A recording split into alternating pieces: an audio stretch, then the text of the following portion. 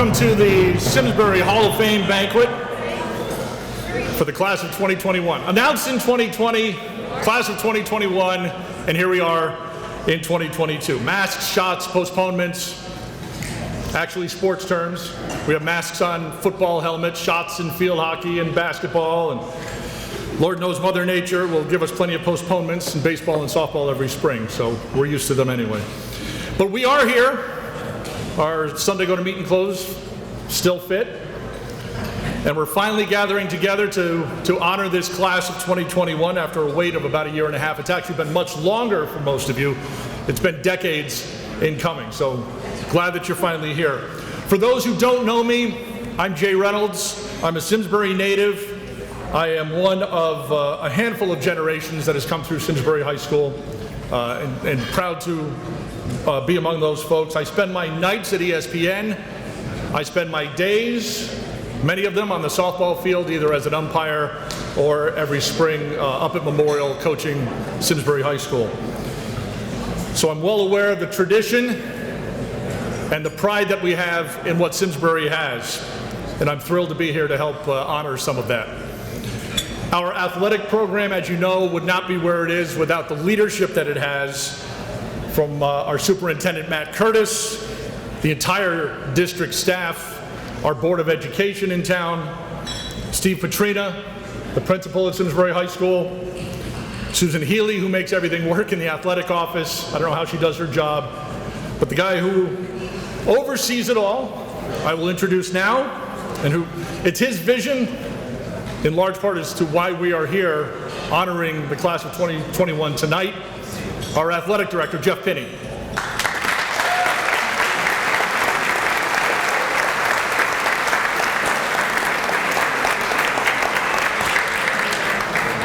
Good evening, everyone.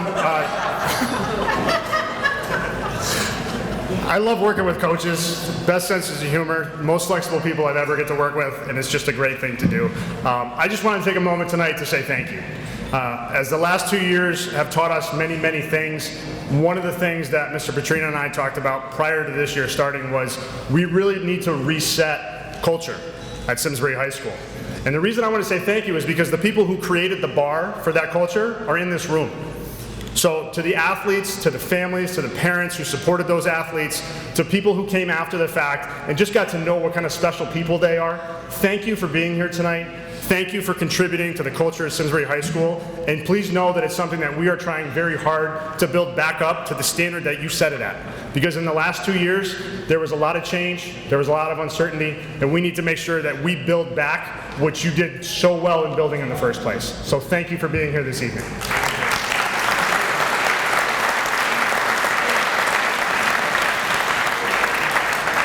I also want to make it a point to say that without being nominated by your coaches, your teachers, your friends, without the support that you had to get here tonight, we have names on pieces of paper in a room of people trying to say who's the best of the best that came through Simsbury High School.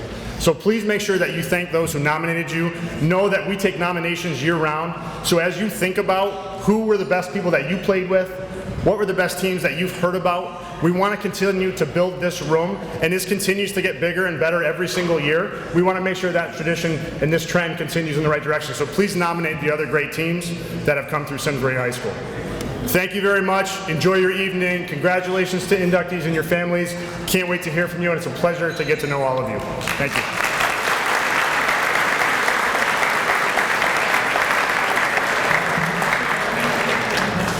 We have the pleasure of honoring some of our greatest athletes tonight, but the talent at Simsbury High School runs much deeper than athletics. As we were mingling around prior to tonight's festivities, we had the pleasure to listen to the Simsbury High School Jazz Ensemble. They could be watching on SCTV. Let's give them a round of applause, even though they've left.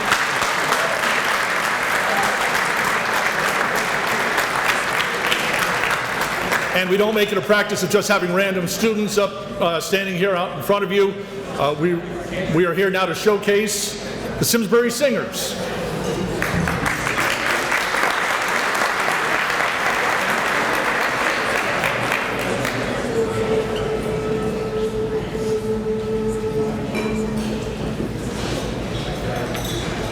Yeah.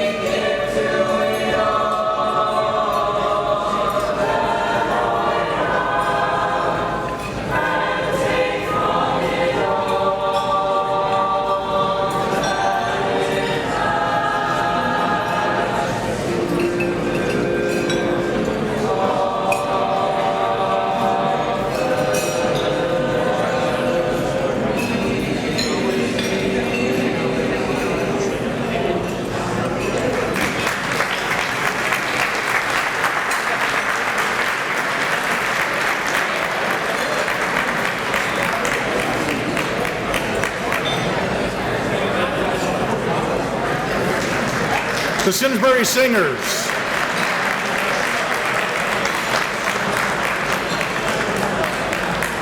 We have a number of outstanding performances in the performing arts. In fact, this past winter, a tremendous production of Pippin as well this past winter.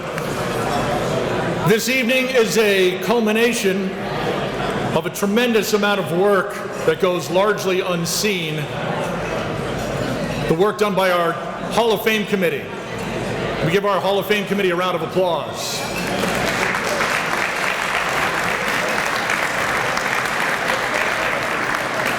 We have a number of honorees from prior years with us tonight. Hall of Fame members who have been through Simsbury High School and the class of 2021. Honorees who did not attend Simsbury High School where it currently is on Farms Village Road. Honorees who were there back when, good Lord, we had one gym and there was actual grass on the field. If you've been able to visit the high school recently, there's really a good history in between the gyms. There's a roster of student athletes who have performed highly at Simsbury High School and have gone on to play collegiately, and that entire roster is listed in Simsbury High School. And there's also the plaques for our Hall of Fame inductees. And I believe the class of 2021 is now up. So feel free to swing by the high school and see your name where it will hang now. We have some of our prior Hall of Fame inductees here tonight. Congratulations once again. We're thrilled to be able to add some more well-deserving members to your ranks this evening. So now as you eat, we will begin our introductions.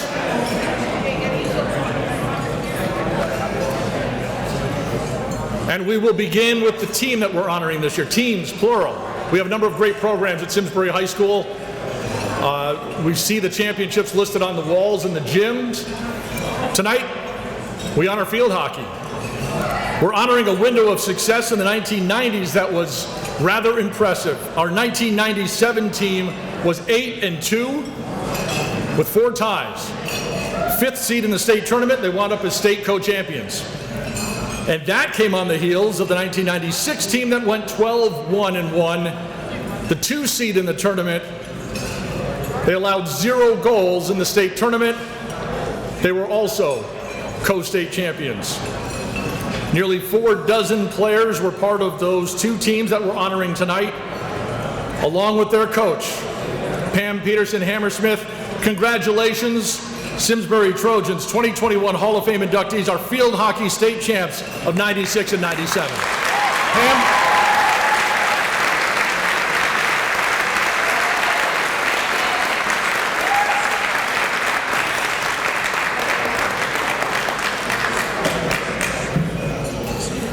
Before I get my speech started, it was so nice to see some of you. I know I recognize some of you as students, but you got a little bit older, and it's just great. I look at you like I know that person, but I would like to thank the Hall of Fame committee for this nomination of the 1996 and 97 field hockey teams. I would also like to thank the staff of the Riverview for this wonderful dinner.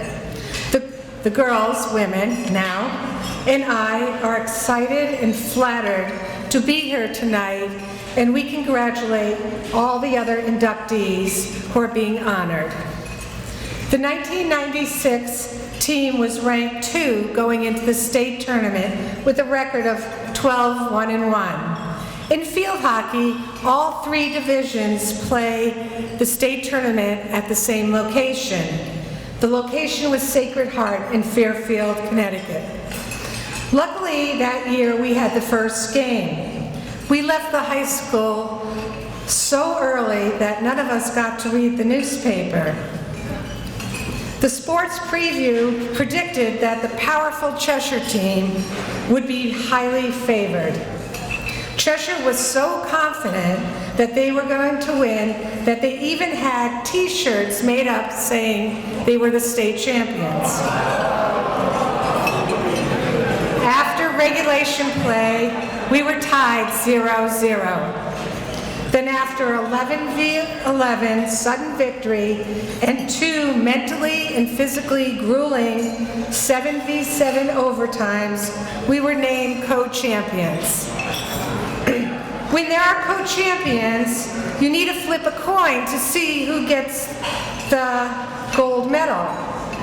The tournament organization mails the other team their gold at a later date. Boy, were those Cheshire girls wearing their state championship t-shirts disappointed when we won the toss. We went home with the gold and they went home with the silver. The 1997 team had a tougher time mentally going into the tournament. We were ranked 5th and we were defending the title. In the second round of the tournament, we were meeting Hall for the 3rd time that year. It's difficult playing a team 3 times in one season. After beating Hall in our first scheduled league play, the Hall girls stole our homemade CCC league banner that we always hung over the wall as you went down the ramp at the high school. In our second meeting, We found out that the Hall girls had cut up that banner and wore it as ribbons in their hair.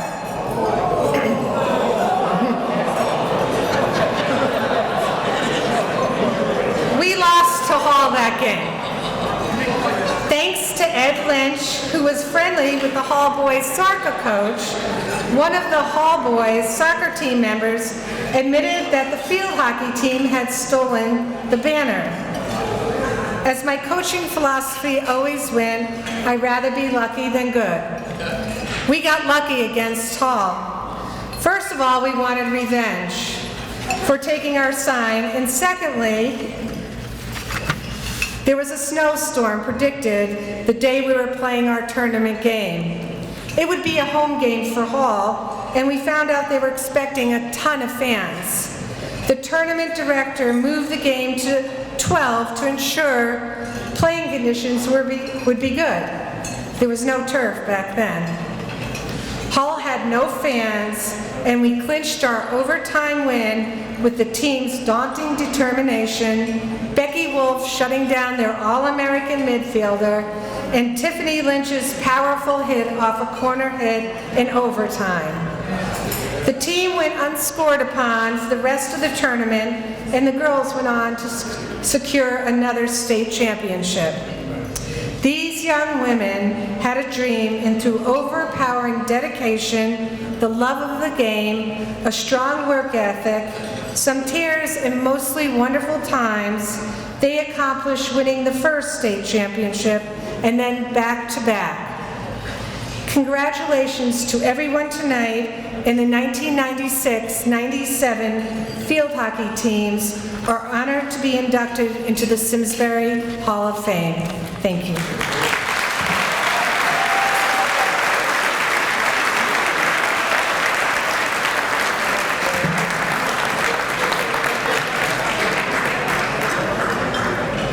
From one coach to another. Simsbury High School has seen massive accomplishments from some programs. We mentioned field hockey. There's also our wrestling program. Simply put, Frank Chaves is one of the greatest wrestling coaches in the history of Connecticut. He became the coach at Simsbury High in 1978, oversaw the program for 3 decades, 29 years. 450 meet wins, a dozen conference championships, 3 state championships. Frank has coached his student athletes to a stunning amount of success, open, class, and conference place finishes, 4 All-American honors, 2 New England championships, a dozen state open championships, 29 Class L or double L champions, 179 all-conference selections. And oh, by the way, he also helped coach Simsbury football for more than a dozen years. Frank is a 2-time Class L Wrestling Coach of the Year. He was the Connecticut High School Coaches Association Wrestling Coach of the Year in 2002. He's a member of the Wrestling Hall of Fame in Stillwater, Oklahoma, and a member of the New England Wrestling Hall of Fame. Congratulations, Simsbury Trojans 2021 Hall of Fame inductee, Coach Frank Chaves.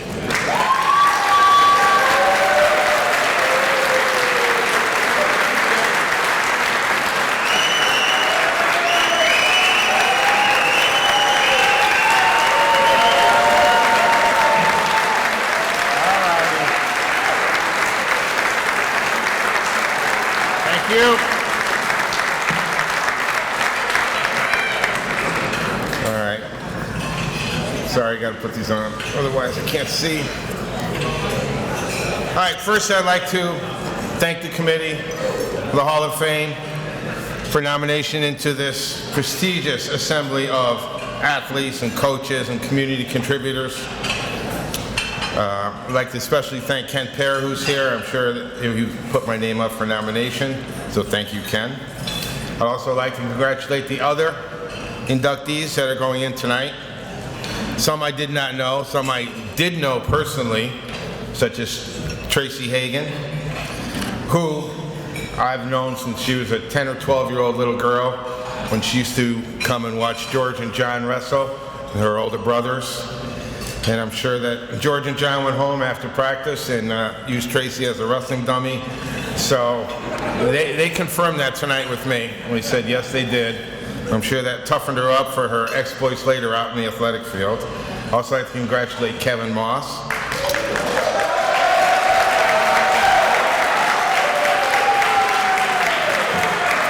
Kevin was one of the most fun and likable athletes I ever coached. And he was coming out for wrestling after playing football with one of our other wrestlers, who's here tonight, Wes Connell, so thank you for that. We needed a heavyweight that year, and Kevin decided to come out his junior year. He was a great football player, and I'm sure he thought he was in great shape when he came from the football field to the wrestling arena until he did his first 6-minute drill. And then I had to break out the sundial instead of the stopwatch to time him. You wouldn't know it now, but Kevin weighed a lot more than he weighs now, let's put it that way. Anyway, by the end of that first year, he started to catch up, and after just 2 years, he placed in the state tournament at the end of the year. He made great improvement. He was always fun to coach.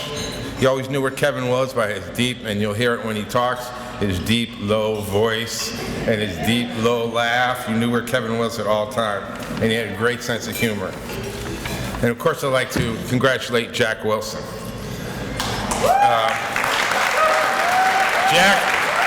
Jack was an institution. A little story about Jack. I was a senior. This is going way back. I was a senior at Springfield College.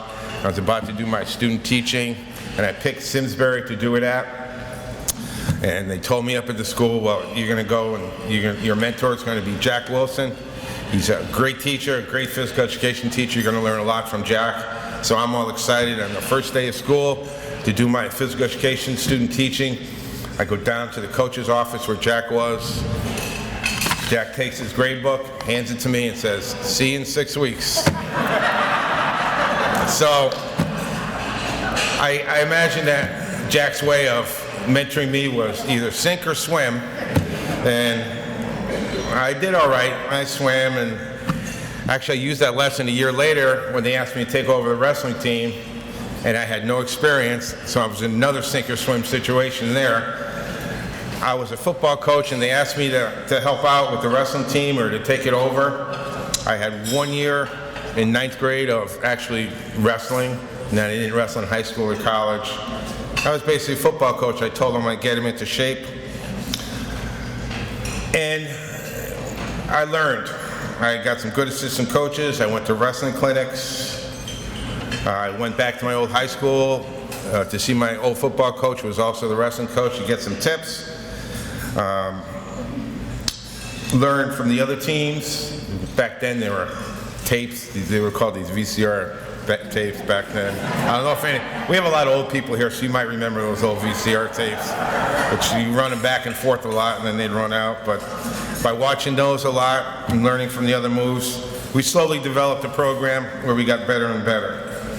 And we based the program on 3 basic pillars of success, and if I say it now, all those guys at the table will yell it out. Pride. See, they know it. Pride, intensity, together. Pride in yourself, pride in your team, pride in your school, pride in your community. Intensity, the ability to wrestle and go all out for 6 minutes without stop. To wrestle so hard so that by the time you get to the 3rd period, your opponent does not want to be on the mat with you. That kind of intensity. And together. Now, wrestling is an individual sport, but it is team. You have to be together. You have to learn from each other. You can win a dual meet match if one of your wrestlers, even if he doesn't win the match, if he goes out and he doesn't get pinned and saves you 3 points, and you end up winning the match by 1 or 2, that wrestler, even though he didn't win, probably won you the match. So you have to be together. You have to work together. So those are our 3 pillars that we worked on, and we had great success. As Jay mentioned, we had 3 state championships and a bunch of conference titles. We had all of those state open and New England place winners. But to me, as a coach, there's no better feeling, there's no ultimate joy than to be able to see the proud look on your wrestler's face when he's standing on the top of the podium at a state tournament or state open or any tournament, and they're holding that placard showing that they won the tournament. They have that proud look on their face that everything they've worked for, that they've accomplished, come true.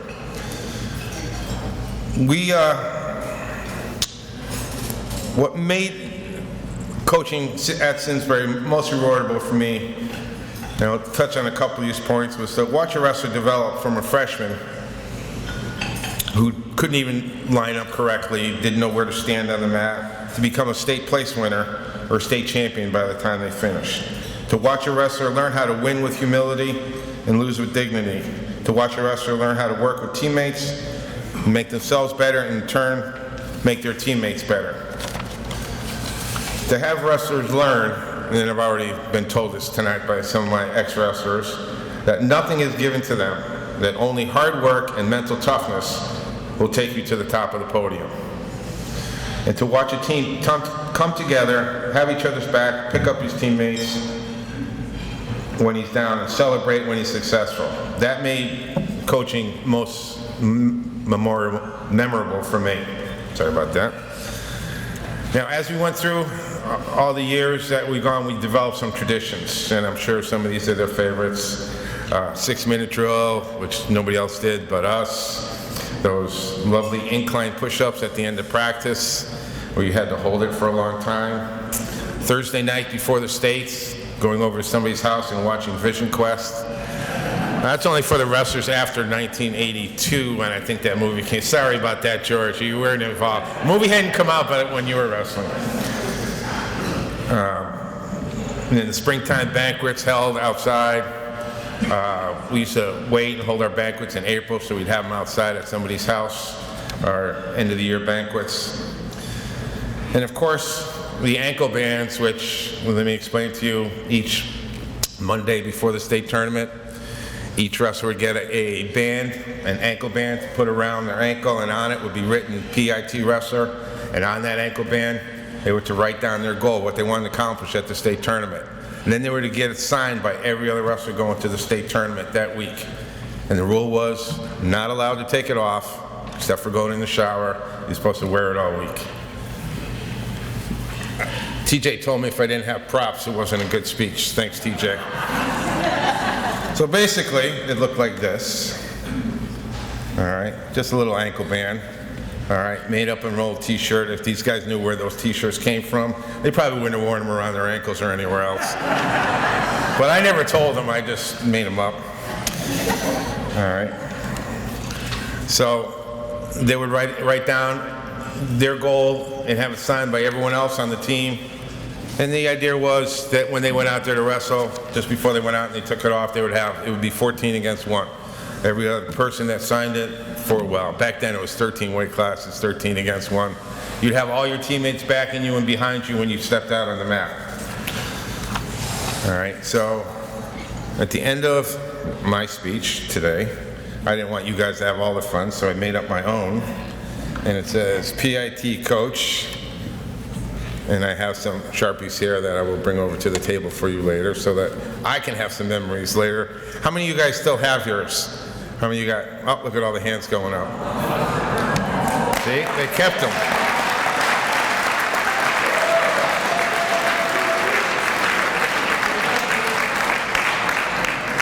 I couldn't have had all the success that I had without a lot of help. I'd like to thank all the wrestlers, especially all the ones that showed up here tonight. All the alumni, and special thanks to Peter Pereira for organizing all of that. Thank you, Peter. Now, Peter holds a distinction not only in Simsbury wrestling, but also in state wrestling. If I could have Peter stand up, and John Pereira stand up, John, and Joe Pereira stand up. These are the only 3 brothers that have ever won a state title in the history of the state of Connecticut. All 3 brothers won a state open title.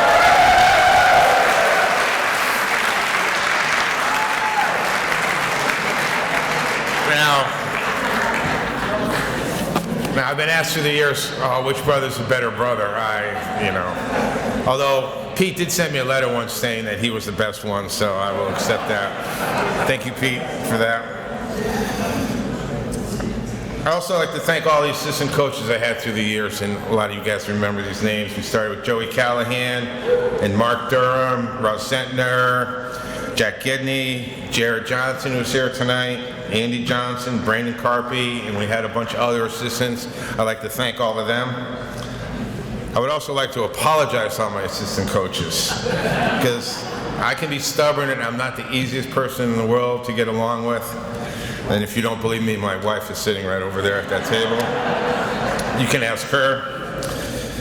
And I'd also like to thank my family. Now, none of my I had 3 boys, but none of them wrestled. They all played basketball and they were doing indoor soccer. So I missed a lot of their games while they were growing up, but they were always very supportive of me. And they encouraged me even to continue when I wanted to retire in 2006. So I retired in 2006 from coaching. I went into a little bit of refereeing on the dark side there of refereeing. Then I went back, and I was lucky enough to be able to join back. I'm back to coaching now as a volunteer assistant. I'd like to thank TJ Silva, who's here tonight, for allowing me to come back and be able to work with the kids for the last 3 years. Thank you, TJ.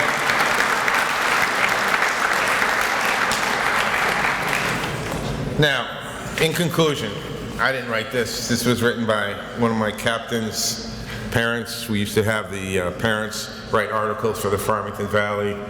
And this was written by Jim Meehan, who was father of Sam Meehan back in 2003, it says here. I wouldn't have remembered that unless it said it here. But basically, when he wrote this article, he pretty much encapsulated the very essence of the sport of wrestling and why I love to coach wrestling and why I'm still doing it. I'm going to end on this. This is what wrestling is all about. In the noisy, fast-paced world of sports remains a space where the simple values of athletics, hard work, fortitude, and plain old guts remain the most important determiners of success. In this sport, time stands still. 6 minutes define a lifetime. Those who prepare for the struggle succeed. Natural talent is valued, but determination and discipline are greater attributes. And that pretty much sums up the sport and what we worked for all these years.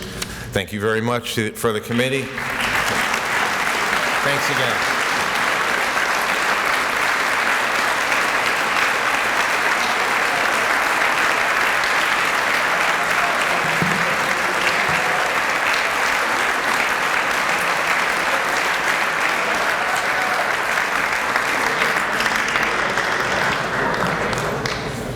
You don't know how happy I was when he said he made that from an old t-shirt, because I thought we had found Pam's conference championship banner that she had blamed on Hall.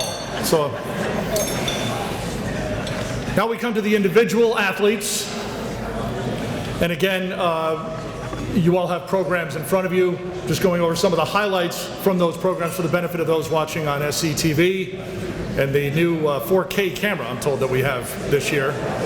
Nothing better than coming out of a pandemic in a tight suit with a 4K. Tracy Hagan Mallory was here during the 1980s, and without question, Tracy was one of the most talented athletes of that era, or any other for that matter. Tracy was a 3-sport athlete: soccer, basketball, lacrosse, and was a captain for each in her senior year in 1987 and 88. Soccer, she earned 4 letters, an all-conference selection twice, and was also an All-American in 1987. Her team went undefeated and won the Class L state title in her senior year, ultimately ranking 3rd in the nation. But why stop there? Tracy moved from soccer to basketball, and her team won a conference title that year. And then in the spring, with lacrosse, she was a 3-time letter winner and named All-Conference twice. Tracy went on to Dartmouth, playing both soccer and lacrosse. In soccer, she earned all Northeast honors and was named all Ivy League twice. When she graduated, she was the number 3 all-time leading scorer in Dartmouth history. In lacrosse, she was named all Ivy League and was an All-American scholar athlete. Big Green, still close to her heart, she's currently the chair of the Dartmouth Athletic Advisory Board. Tracy's not with us this evening, but her brother John is. John?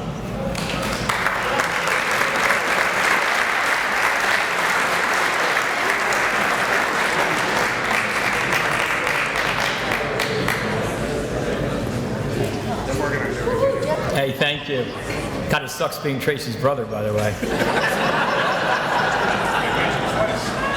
As my friend Steve Garrity said, this is the closest I'm getting to the Hall of Fame. Now listen, I know Tracy would love to thank the powers that be that put this event together. I know it's a lot of work. She's truly honored to be part of this.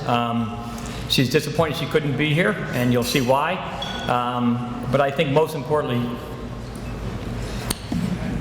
I think she'd like to honor her father, who's here. My father, our father, George Hagan, never missed a game. He wouldn't miss this. Thanks, Dad. Thank you, guys.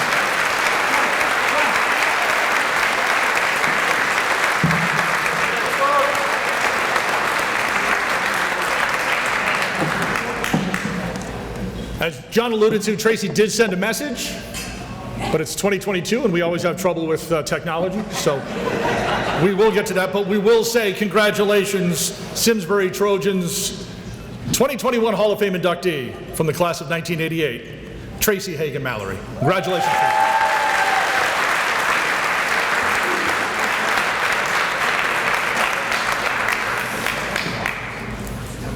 Okay.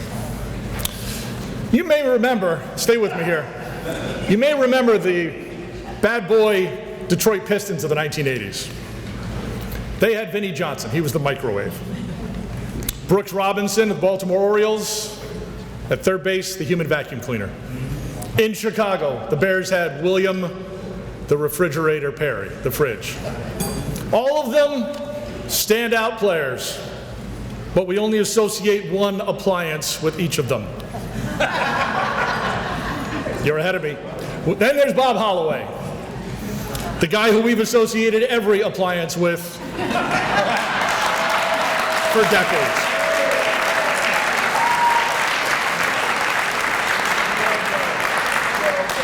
Prior to his time with the family business, it was sports in Simsbury. Bob was a three-sport athlete in the late 50s and into 1960 at Simsbury, earning 5 letters along the way. Baseball, basketball, where he was a 2-time captain and the team won the Little 3 Conference Championship in each of those years. And in football, as team captain, set the single-season record for touchdowns with 17 that year. During that season was an honorable mention for Prep All-American honors, and he was selected to participate in the Connecticut Nutmeg Bowl. Bob went on to play football for 2 years at Central Connecticut, and to this day remains a staple of our community. Congratulations, Simsbury Trojans 2021 Hall of Fame inductee from the class of 1960, Bob Holloway.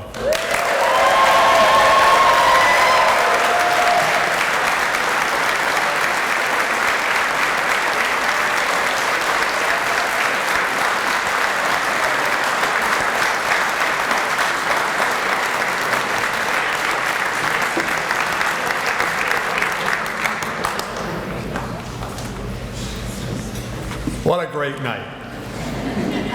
Thank you to the Hall of Fame committee.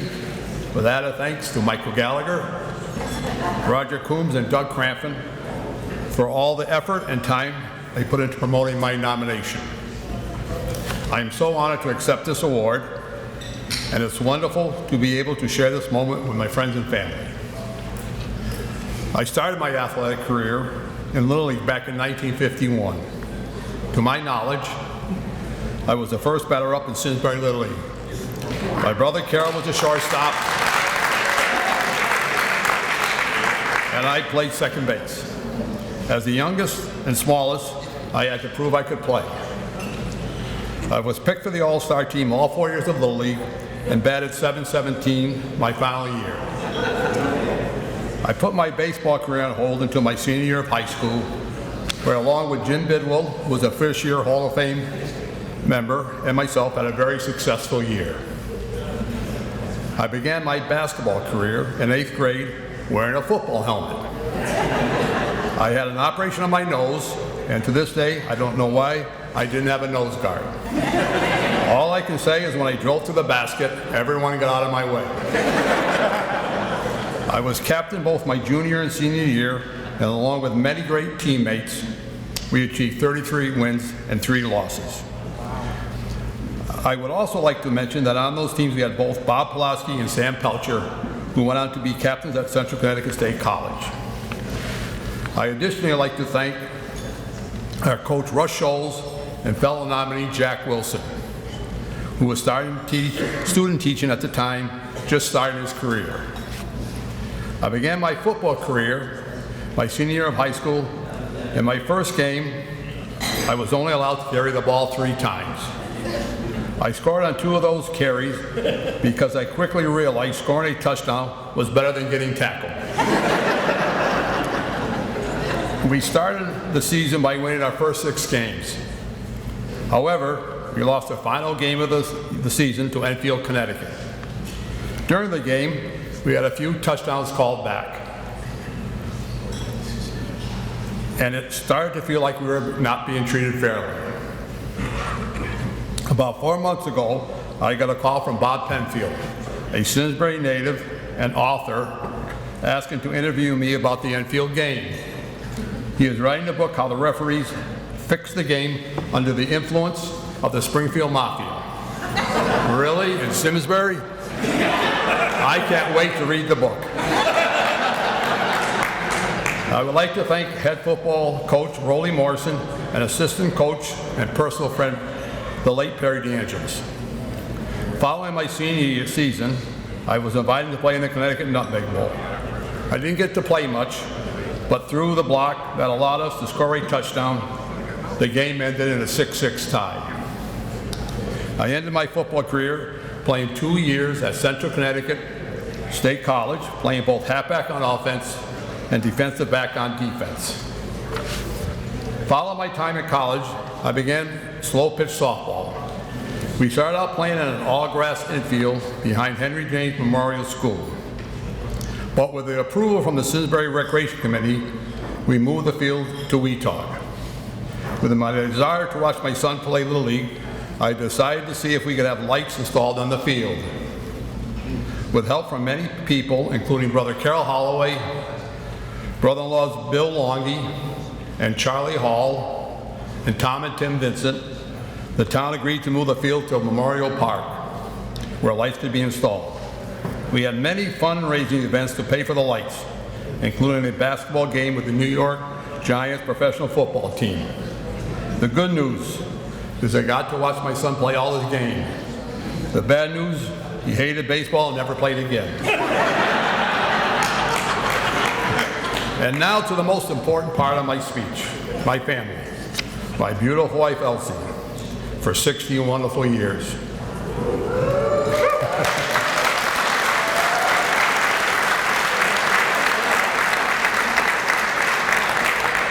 She was my cheerleader in high school and has continued cheering for me all these years. Love you, Mama. I tried to get Elsie to give us an example of an old 1960 Simsbury High School cheer. She refused.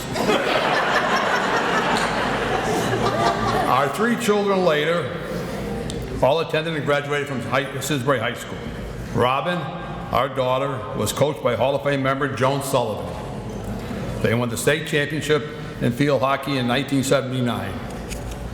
She has remained dedicated to physical fitness throughout her adult life and is now a successful yoga instructor.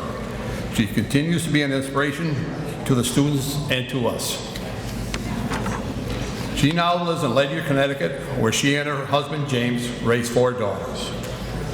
Dr. Bob, our eldest son, was coached by Hall of Fame member Coach Ray Swartz. Bob was captain of the basketball team, and they won the league conference title. To this day, I believe Coach Swartz had the most positive and beneficial influence on Bob's success. Thank you, Ray.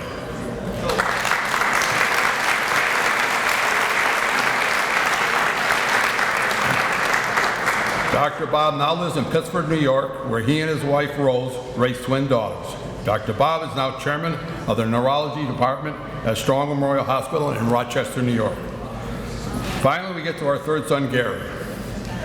Gary played many years in the Simsbury Co-ed Softball League, winning the league championship 5 years in a row, going undefeated.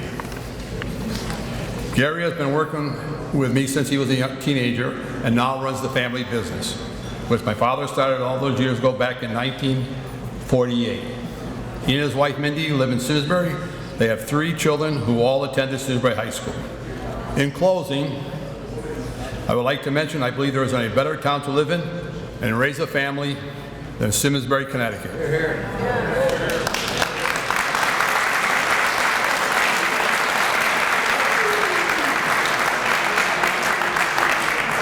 Finally, congratulations to this year's nominees, along with all the current members. Thank you, thank you. Go Trojans.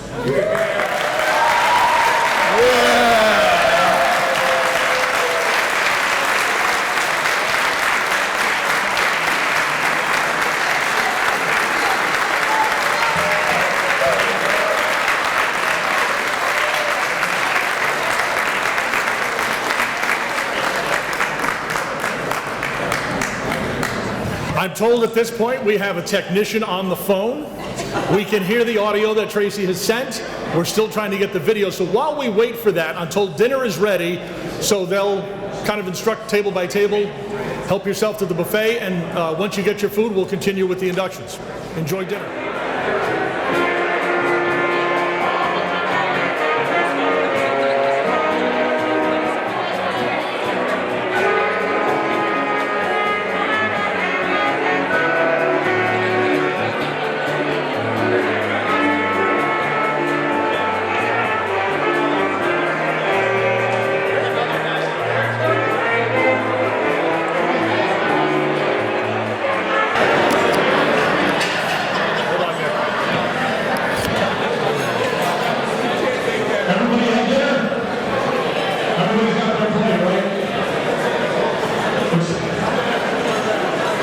Table 6, we're good.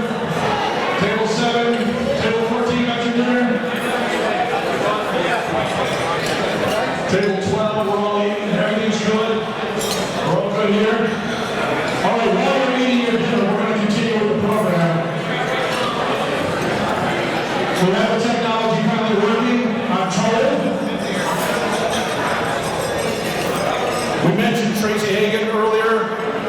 She mentioned she's not here. She did send a video.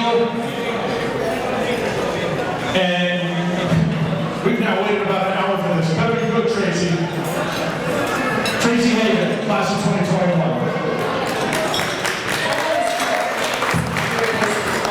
Before I start, let me please say how disappointed that I am that I couldn't be there in person to celebrate all things SHS athletics.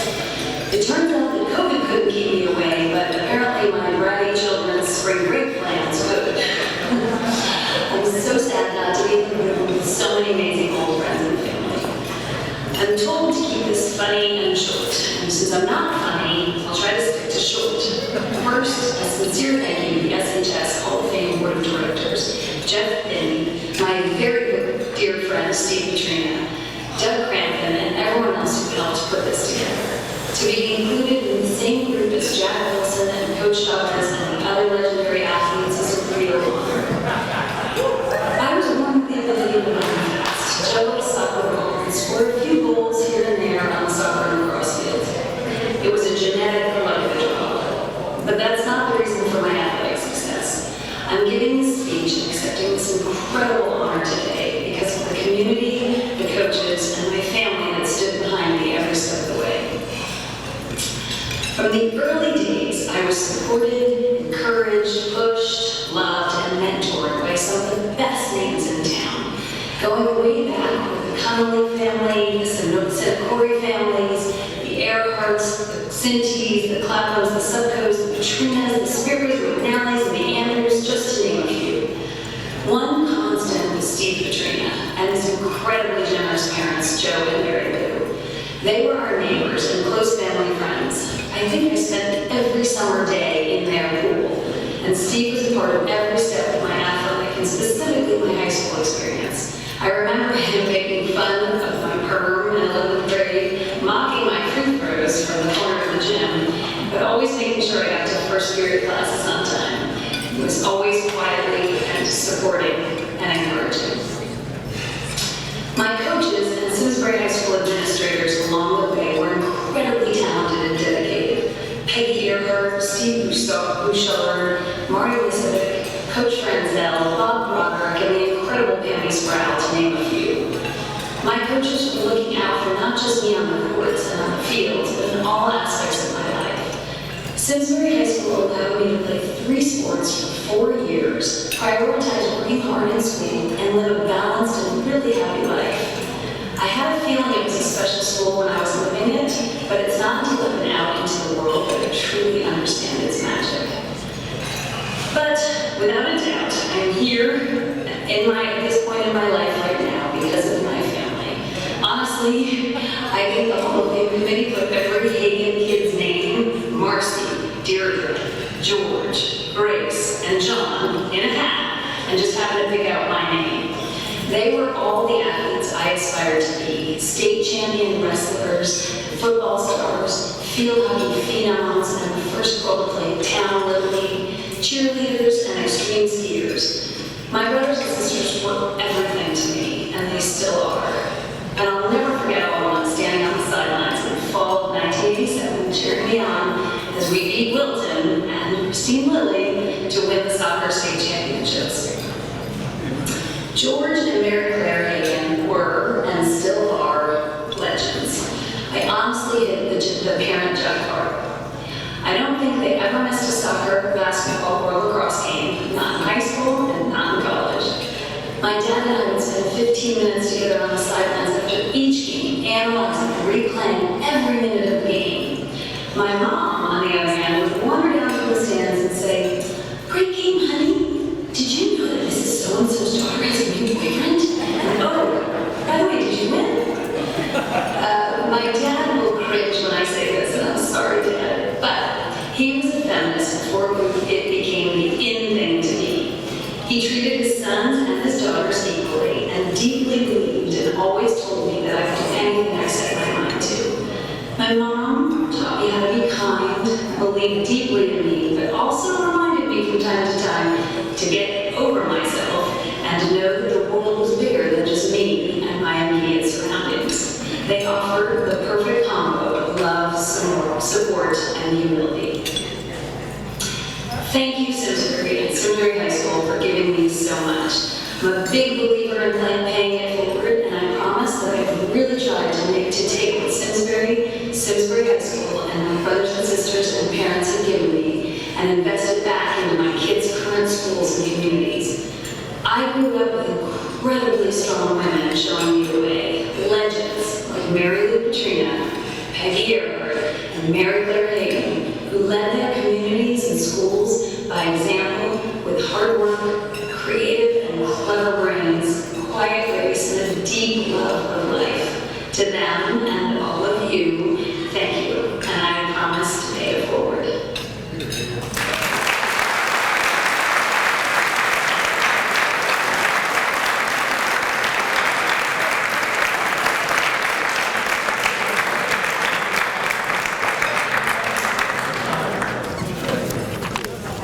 To echo what Tracy said, it is amazing as a coach to have former players come back and have them tell you what a great experience Simsbury is and how proud they are, and they don't realize it till they leave, and it's a phenomenal feeling to have them tell you that.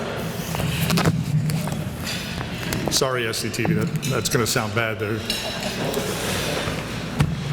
We in Simsbury are a community that in some instances has found homegrown talent, and in other instances has found talent that has found us.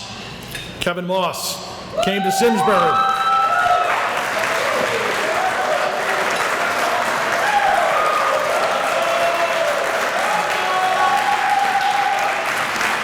Kevin came to Simsbury from Harlem through the fantastic ABC program in the 1990s, and talk about an impact. Football, wrestling, track and field, baseball. Wrestling, did it for 2 years, all conference both years, Class L state tournament place finisher. Track and field, 2-time all conference for shot put. Undefeated for 2 years in shot put in the conference, Class L tournament place finisher. Football, 3-year starter on both the offensive and defensive lines. 2-time all conference defensive lineman, named to the Class L all-state team. Overall, 6-time all-conference with all-state or state place finishes in 3 sports.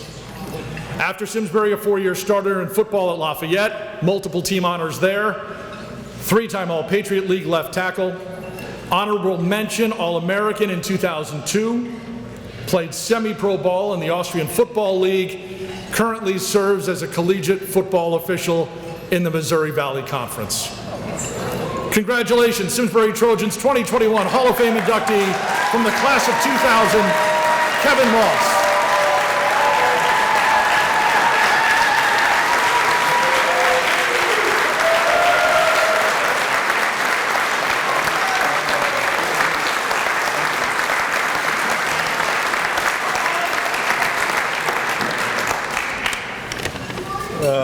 This is truly a blessing to be here. Thank you to Doug, Jeff, and the entire Simsbury High School Hall of Fame committee. I'm truly honored. It's an honor to be among such great athletes. Congratulations to all those being honored tonight, including my former coach, my former wrestling coach, Coach Shaves, who I'll get to in a second. I actually played football with Aaron Pomerantz and Brian Hood, who were a couple years older than me, but I really looked up to. So just to be named in the same breath as them is truly humbling. But you know, just with a lot of these type of recognition and honors, it's really about the people that supported you along the way, along the journey. It starts with the Simsbury A Better Chance program. Without the board members that volunteered and really put their time into it, I wouldn't be here. You know, they really make a difference in people's lives. So for those of you that don't know about the ABC program, or those that do, please continue to give, because they make a huge difference in people's lives. My ABC brothers.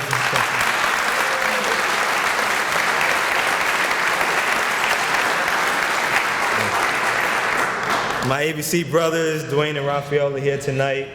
I can't describe, you know, the adjustment that it takes to come from New York City to Simsbury, Connecticut.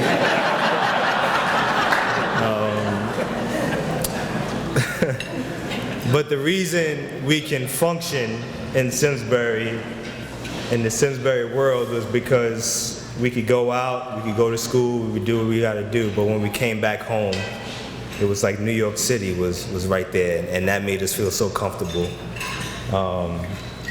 That's a huge dynamic, and there's no way I could have made it these 4 years without these dudes. My teammates, many of which are here very loudly. Thanks to you, and more importantly, thanks to your parents for embracing me. You know, I've gotten rides to practice and games. Crashed on everybody's couch, and maybe more importantly, it cleaned out everyone's refrigerator. And with all that, it was always an open door policy, and that means so much to me. So thank you guys, and thank you parents.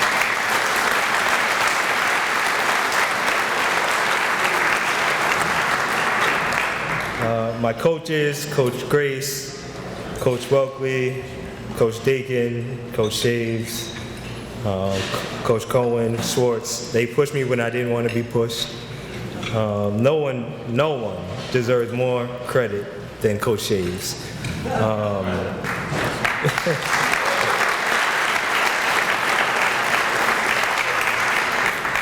Many of you didn't know me, but a lot of you did. Conditioning and running was just not my thing when I was in college.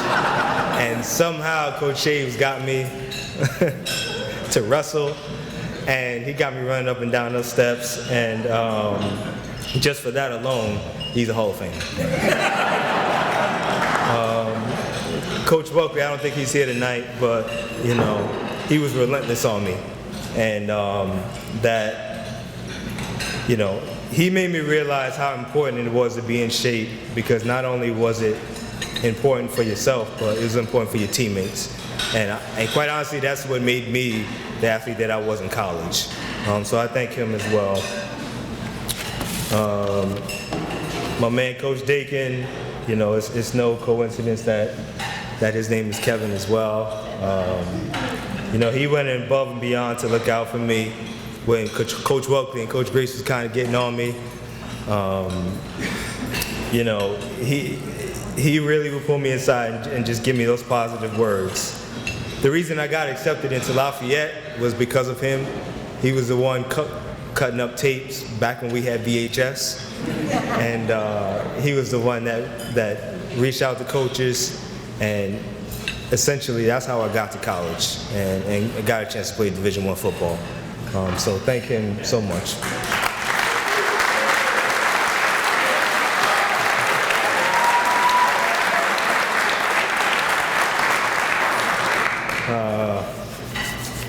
Lastly, I want to thank my family who's here.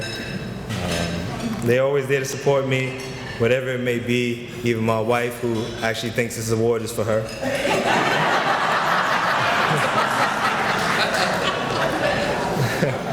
You know, most of them are from New York City, and they drove up 2.5 hours to be here, so thank you. And I love you.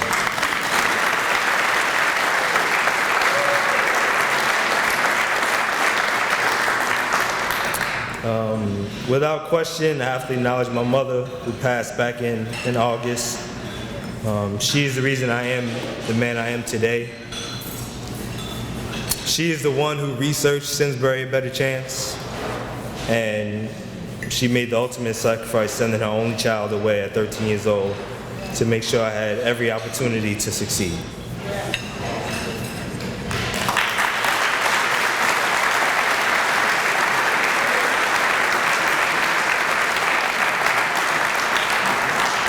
So, thank you, Ma. Thank you for this tremendous honor, everyone, and congratulations to all those being honored tonight. Thank you.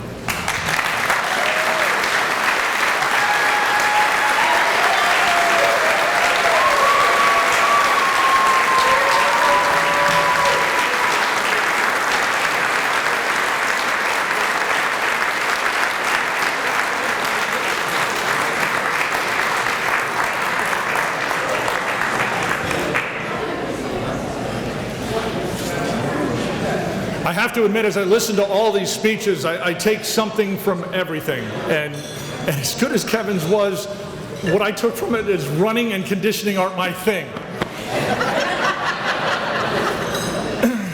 That's why he referees football and I umpire softball. I don't have to move very far. If you stand in the gyms of Simsbury High School and take a look at the walls, one thing that stands out is the dominant success that Simsbury has seen in gymnastics over the years. We honestly could have saved money and printed the years that we didn't win some type of championship. Lynn Rosenberry Lowell was a major part of that overall success, a dominant gymnast in the 1970s. High school All-American, two-time state champion in the individual all-around, and in the other 2 years, she finished second and fourth overall. Lynn's teams, 4 conference championships, 3 state championships, and a runner-up finish in the other year. She went on to college at William & Mary on a scholarship, captain of her team that won the NAIA national title. She was All-American for bars and beams. The town of Simsbury recognized Lynn with resolutions, congratulating her on her individual accomplishments and congratulating the team on its team accomplishments. She's a member of the William & Mary's Athletic Hall of Fame. She was the first recipient of the Connecticut Gymnastics Hall of Fame Award, and now officially a Hall of Famer at her high school. Congratulations, Simsbury Trojans 2021 Hall of Fame inductee from the class of 1979, Lynn Rosenberry Lowell.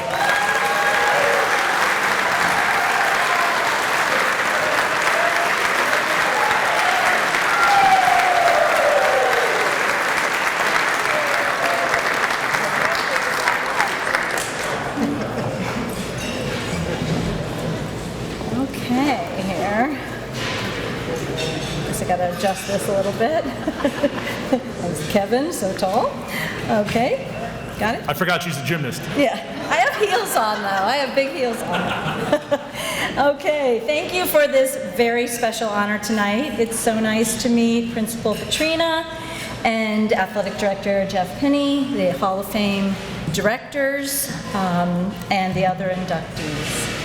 I want to thank Jim Sweeney for nominating me. He was a Simsbury High School classmate and athlete and continues to be a super fan of Simsbury sports. And another friend, Tom Murray, also submitted a nomination form. And Jim, I just want to thank you so much for being my super fan. Thank you. Thank you to my family who were there through the cheers and the tears and sometimes both at the same time.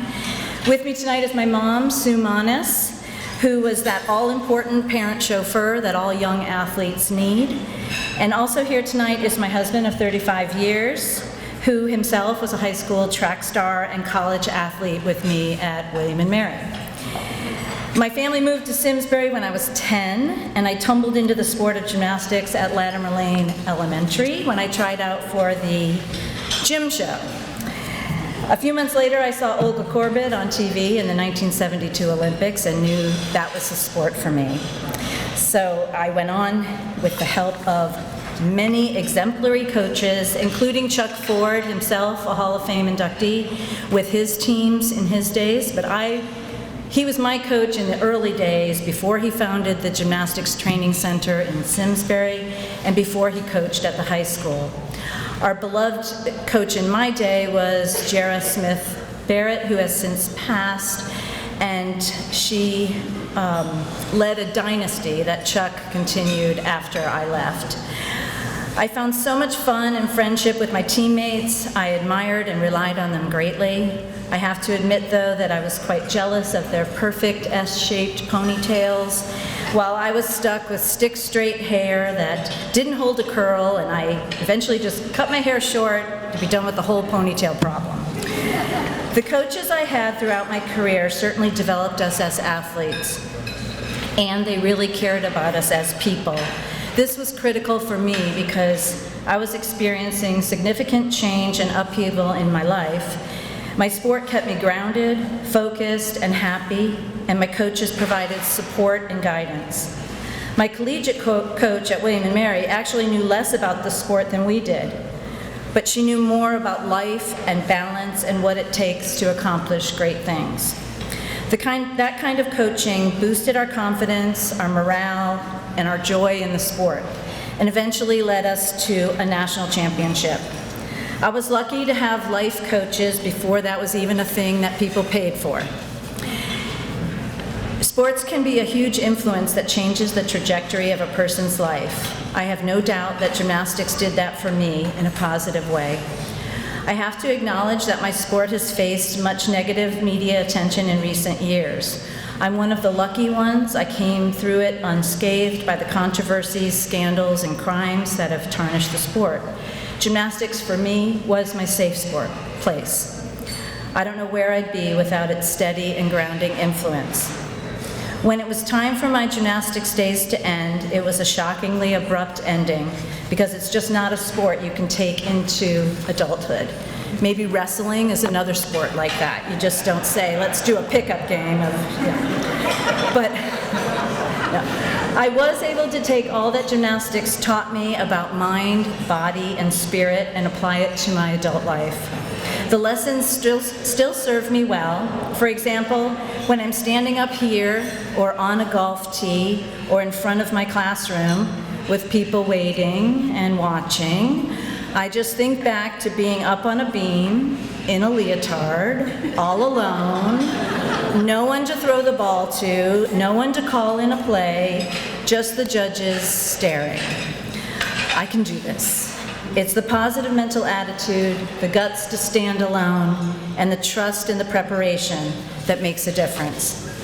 In preparing for tonight's comments, I looked at my Simsbury yearbooks and saw that the quote under my senior photo was, "May all your children be acrobats," by a poem by Carl Sandburg. Well, as it turned out, not one of my 3 children became a gymnast. They didn't pursue that sport, but they did develop the attributes of an acrobat: strength, flexibility, balance, bravery, and creativity. These attributes help us navigate life's challenges, hold on to hope, and move forward into the future. So I say, may we all be acrobats. Thank you again for all of this. I absolutely loved my years at Simsbury High School, and I'm so honored to be in its Athletic Hall of Fame. Thank you.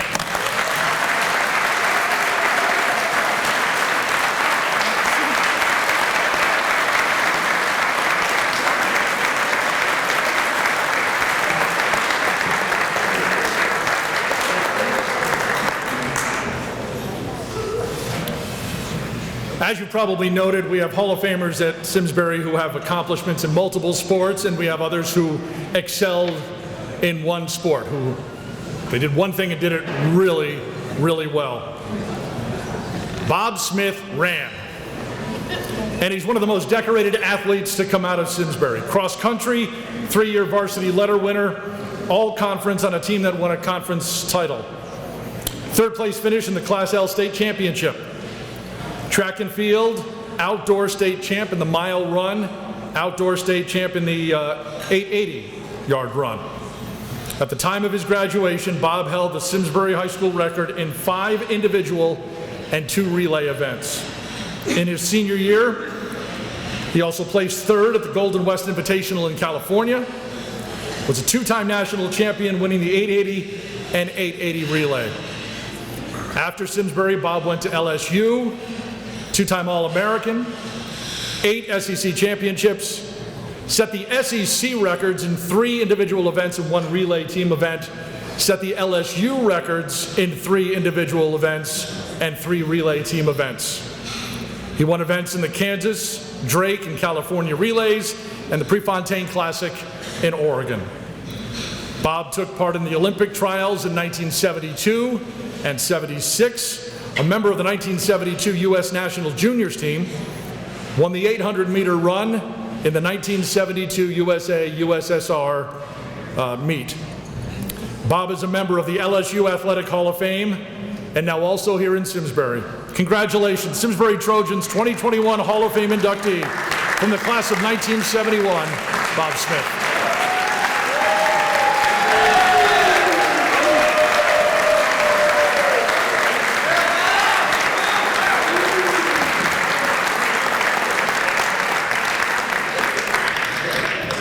Thank you, Jay. During the summer between my junior and senior year of high school, I started to feel some pressure at home. My mom was a school teacher, and she kept reminding me that I better get some better grades the first semester because that's what colleges look at, and if you want to get into good school, you better do it. My dad, on the other hand, kept reminding me that this was going to be my last chance to win a state championship. So after hearing this for a few weeks, I told them, you know, there's a lot of pressure on me. And they said, well, maybe we can see at the high school if there's a counselor there during the summer, and you can go down and talk to him for a little bit. So they did that, and I went down and talked to one of the counselors. And he gave me some good tips for study skills, some good tips for getting better organized, paying better attention in class to help the academic end. And then he asked me, he said, what do you enjoy doing? And so I love to run. I love to go up through Stratton Brook, run the trails. I just love it. And he says, well, that's what you need to do. I want you to, every day, I want you to run 5 miles. Take that time for yourself and relax and just enjoy. And what I want you to do is start this on Monday, and on Friday, give me a call and let me know how it's going. So I did it. So on Friday, after the 5 days of going through those study skills, et cetera, and getting my 5 miles, and I called him up.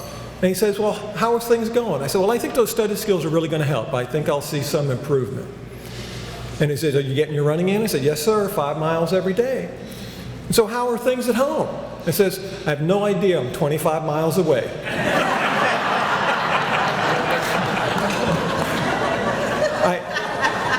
When we came into town on Tuesday night, I had to tell my mother I was going to embellish a little bit on that story so she wouldn't come up and drag me back and say, what are you talking about?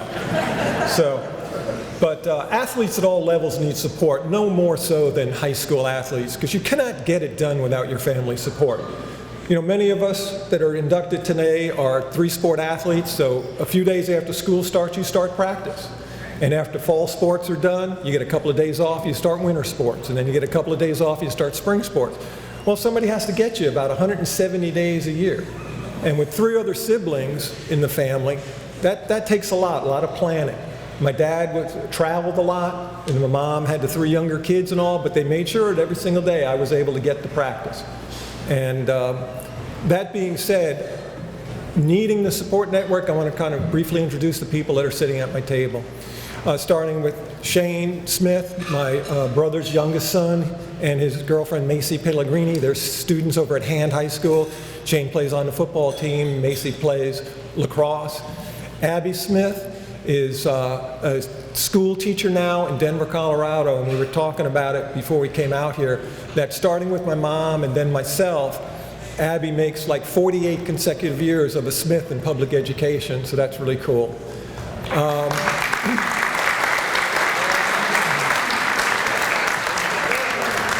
My wife, Paula was very instrumental in me being here today. She was the one that helped put the packet together. She's the one that wore out Jeff Pinney until he finally allowed me to get inducted.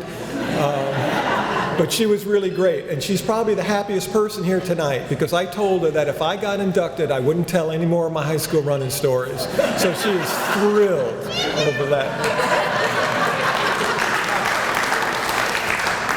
I have a teammate here tonight with his wife, Fred and Nancy Carlson. They came in from Pittsburgh.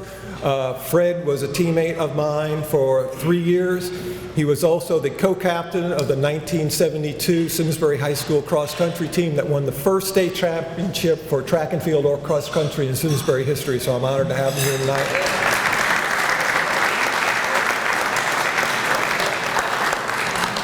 My high school coach, Charles San, coached me for 3 years.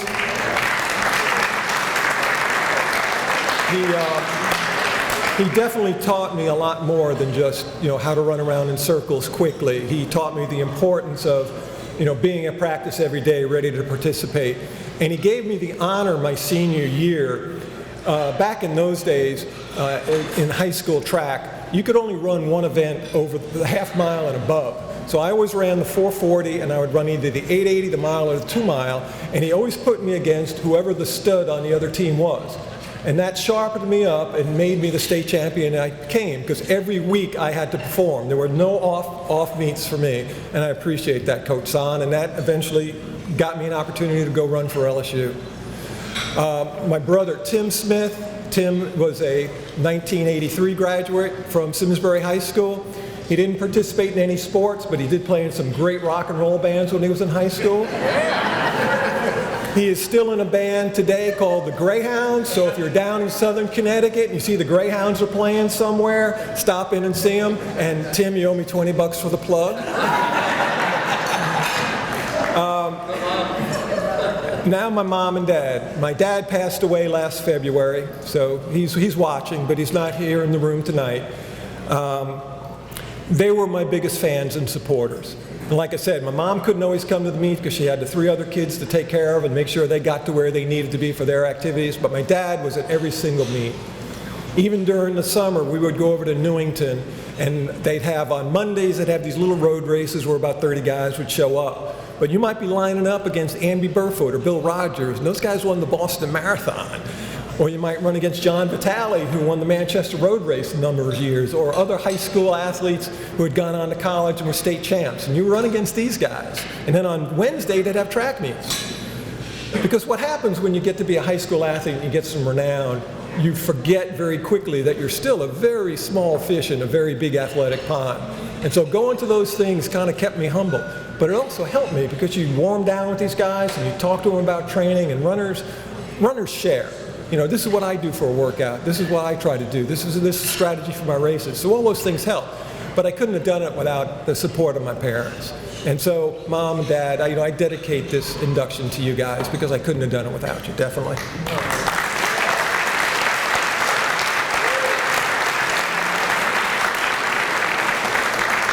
I truly enjoyed my years as a student athlete at Simsbury, but I'll have to admit, I was much more interested in being an athlete than a student. And it's kind of ironic because I spent 30 years of my career as a teacher, a coach, and as an administrator in public education. The last 15 years as a middle school principal, the last 9 years at a middle school that had 1,850 kids, which explains the lack of hair. So Steve Petrino, where are you sitting, buddy? This is what you have to look forward to, right? Our family moved to Simsbury in January of 1968, and I do remember very vividly our first visit to Simsbury High School. We went there, we had a meeting with one of the counselors to get us enrolled and to talk about the course of study and everything. The first question my mom asked him is, do you have a track team? Because my son needs to run. And then she was definitely right. So when we were leaving the school that day, they were standing in the lobby of the high school, and at the time it was just the lobby area and then the gym, and there was nothing else behind that area. So I kind of wandered away as the adults were talking about the great academics of the school and everything, and I saw on the entrance to the gym the school records for track and field. And I noticed that a lot of those records had been set within the last year or two. So I thought, you know, some of these guys are going to be on that team with me, which is really cool, because I was a track geek. I knew the world records. I knew the Olympic records for birthdays and Christmases, and when I got a gift, it was about runners and races. You know, I knew all the names. And in those days, track and field, you know, you'd see it at the Olympics. You'd see it every 4 years, but every once in a while, you know, CBS Sports Spectacular would put a meet on, and you'd see the runners and everything. But the only way you could do it was through the books and reading. And I even had a subscription to Track and Field News because I was that much into it. And I thought that my hope is that, you know, by the time I'm done at Simsbury High School, I can get my name on the board. And as Jay mentioned, I was able to accomplish that 7 times. And I was very, very proud of that. But it was because of my teammates and my coaches and the competition that I ran against that pushed me to that level. And of course, records get broken over time. And I'm going to kind of give you a little bit of information here, what us educators call a teachable moment. In the early 1980s, track and field across the United States decided to switch away from yards and go to meters. And the easiest thing for a lot of places to do was just erase the old records and start all over. At the time, Mike Cohen was the head track coach at Simsbury High School. And Mike was an advanced biology teacher. He coached 400 individual dual meet victories and everything. He was invited tonight. He had to leave town because of a death in the family. So I'm sorry he couldn't be here. But Mike was a true track guy. And what Mike did is he did the conversions, because many metric distances are only slightly shorter than the yard distances, like by 1/10 of a second or 3/10 of a second or 7/10 of a second, whatever it was. And since you were running longer, it was legitimate to say that if you ran faster than the guy who ran the meters, you still held the record. And Mike did that. And eventually, most of my records got broken, except for one. And I'm proud to say that this season will mark 51 years that I've held the half-mile record at Simsbury High School.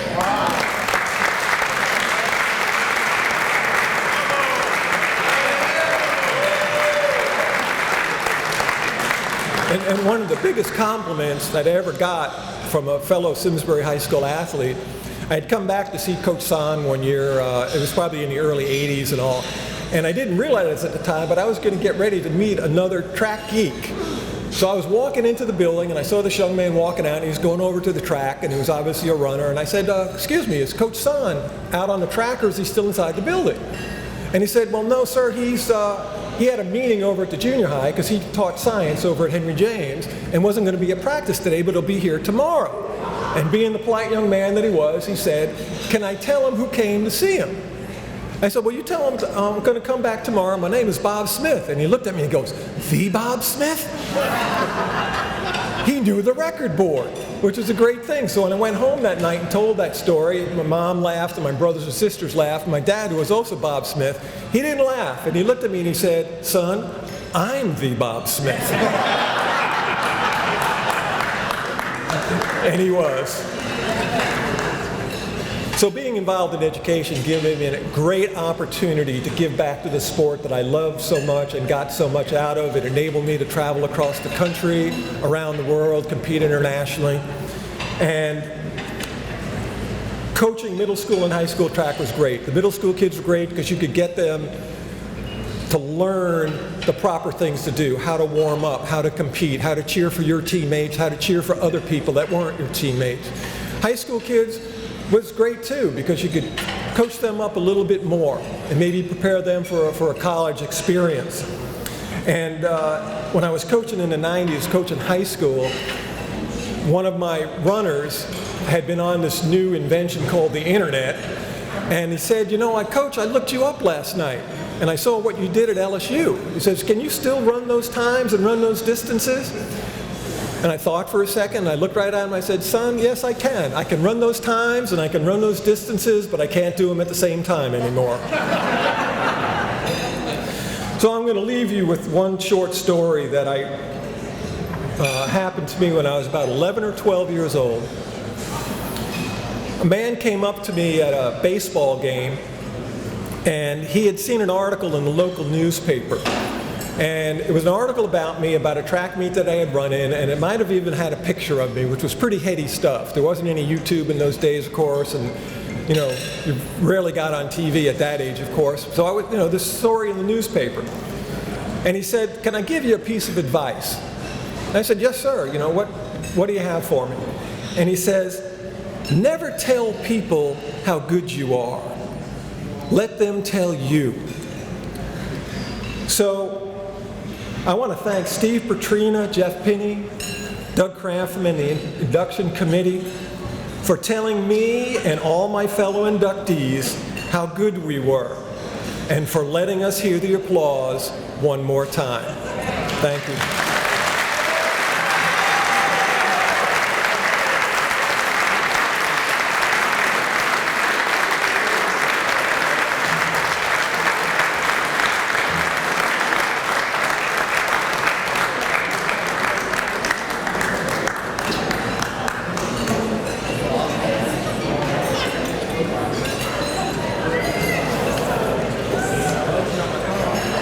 Congratulations, Bob. I'm over here on my phone on Spotify. Is this the Greyhounds I'm finding on Spotify? Listen on the ride home.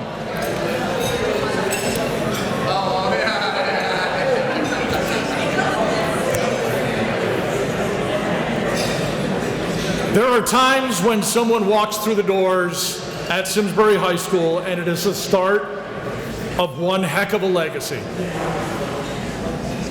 Jack Wilson came to Simsbury High School as a student teacher, and he stayed for 4 decades, from 1961 to 1992. Oh, along the way, he just happened to pick up 440 varsity wins. He served at various times as the head coach for football for a handful of seasons in the 1960s. Boys basketball, more than a decade in the 60s and early 70s. Girls basketball from 1975 to 1981. Boys soccer from 75 to 82. And he was the head coach for baseball for the better part of 2 decades, from 1963 to 1981. He was also the athletic trainer, facility manager, and assistant AD. He won more than 3/4 of the games that he coached in boys soccer, led the team to a state championship in 1981. He had 4 Final Four appearances and multiple conference championships across the different sports, including the undefeated run for the football team in 1966. One of his girls' basketball teams was chosen to play in Denmark against their national championship team. As if the coaching wasn't enough, Jack was also a collegiate and high school official for both soccer and basketball. He refereed 6 state championship soccer games. And he also spent a 1/4 of a century volunteering as an umpire at the Little League and Babe Ruth levels. I believe the programs that are at your tables say something about a distinctive Boston accent. I don't know, I don't hear it. Could be a typo. Congratulations, Simsbury Trojans 2021 Hall of Fame inductee, Jack Wilson.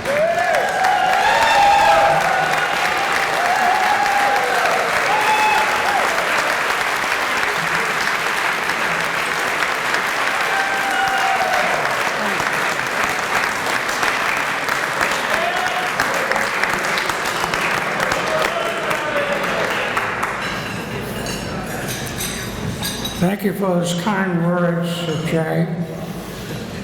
This is something that I never expected. And when I went into coaching, I never had intentions of being put in the Hall of Fame. So sometimes I've said often that it's better to be lucky than good.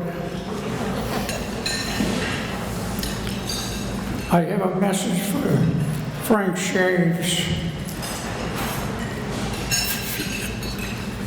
Bob Broderick told me that Brian was enthusiastic about you being put into the Hall of Fame. And I'll second it. And I appreciate your kind words. I was lucky to win the Hartford Good Sportsmanship Award for boys basketball. I always pushed for the sportsmanship angle. In fact, when I think back, I've been gone 30 years, and as I walk up here today, I'll be 92 next month.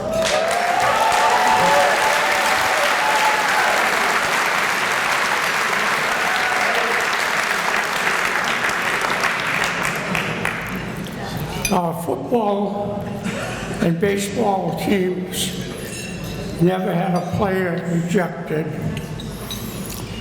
The girls' basketball and the boys' basketball never received a technical foul. The boys' soccer never received a yellow or red card. And what I'm proud of most is that we never had anybody take a knee when we played our national anthem.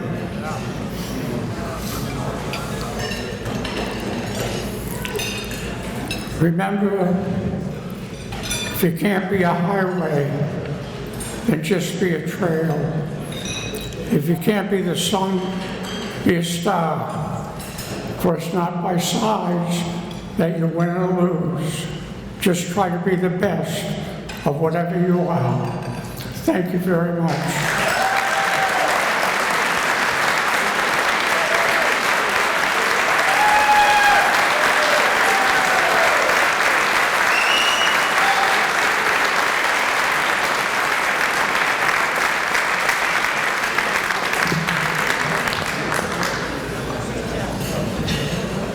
As you have your cake, I'd like to say once again congratulations to all the inductees from the class of 2021. Enjoy your cake, enjoy each other's company, and we'll see you for the class of 2023 next year. Thank you.